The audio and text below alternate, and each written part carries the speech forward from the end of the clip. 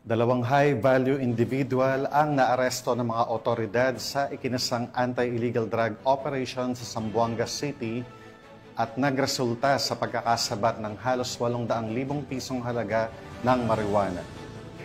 Ang matagumpay na operasyon ay resulta ng mas pinaigting na kampanya ng pambansang pulisya kontra iligal na droga.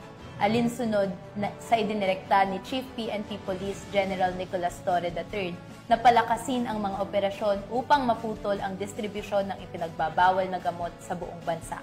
Ang report mula kay Patrolwoman Joyce Abiog. Dalawang individual sa sinagawang buy-bust operation ng mga tauhan ng Regional Drug Enforcement Unit 9, katuwang CIDG Zamboanga City Field Unit 904th MCRMFB 9, PDEA 9 Zamboanga City Office, 50th Special Action Company ng 50th Special Battalion at Zamboanga City Police Station 7 sa Kilometer 6, Barangay Pasanangka, Zamboanga City.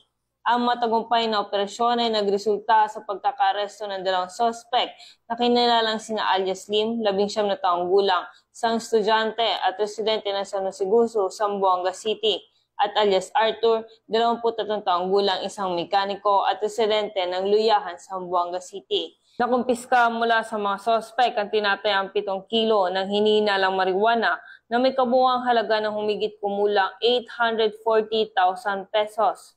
Sa kasalukuyan, ang mga nakumpiskang ebidensya ay dinala na sa Regional Forensic Unit 9 para sa masusing pagsusuri, habang ang dalawang suspect ay nasa kustudiya na ng Zamboanga City Police Office para sa tamang dokumentasyon at disposisyon.